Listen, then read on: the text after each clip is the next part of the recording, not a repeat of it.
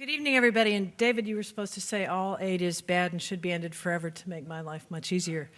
Thank you for inviting us here this evening. And I want to strongly oppose the motion for a number of reasons I'll share with you. First, I think it oversimplifies an issue that warrants our attention and our engagement over and above our opinions for the simple reason that a lot of lives are at stake and, more importantly, dignity is at stake.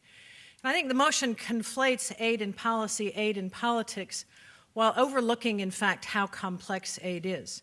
Aid is provided by governments. In the case of our own government, we have 20 different pools of assistance provided by different agencies, some of them more effective than others. It's provided by philanthropists, including African philanthropists in Africa, and it is provided by NGOs. It's a very complex instrument, and to lump it all together, I think, is to obviate the good it can do. Third, and I think very obvious, it implies that therefore we should stop it. And I think that this would be a cataclysmic mistake for reasons I will get to. Importantly, it overlooks the many successes, and you'll hear more about this tonight, but particularly in health and education, and also in areas of economic transformation. Let me give you 3 examples.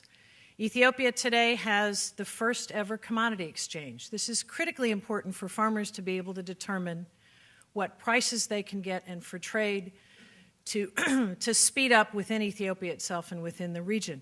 It's a great thing that can transform agriculture in that country in part. It was initially funded by aid. Let me give you a second.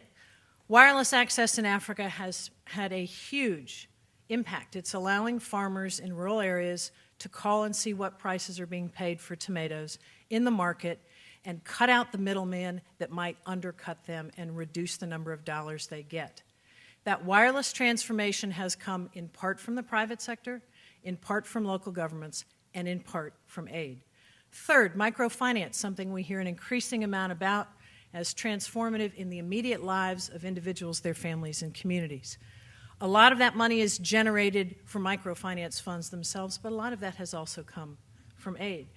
Fourth, I think it's a very out-of-date debate. It kind of overlooks the many things that are going on now about aid that I think will change it. For example, today, the majority of country directors for American NGOs in Africa are Africans. That wasn't true 10 days ago. That has an enormous impact. The new awareness about aid among Americans, among civil society in Africa, is forcing a new transparency, which is critical to hold aid providers and aid recipients to account. Dictators were many times supported in the past, and I wish I could say they would never be supported again. We'll talk about the elections later, but for now, I think we've seen an important transformation. Consider Zimbabwe, where Robert Mugabe, I believe, is trying to run the country into the ground. The bulk of foreign aid to Zimbabwe now is going to civil society institutions that are trying and doing a very good job of protecting the institutions that can serve that country well in the future. It also obviates and overlooks an important debate that's going on now that I think is critical for our future and gets to a point David made about aid and politics. There's no question that politics has affected aid, and aid has often been driven by politics. The emerging debate now among policymakers, among NGOs, among Africans, among many, is that foreign aid in the case of the United States needs to be elevated, number one, so that it is on par with some of our other foreign policy institutions, but more importantly, protected from the politics that would drive it in the wrong direction. That, in other words, we need to learn how and move towards ring-fencing development assistance so that it can't be used for reasons other than development.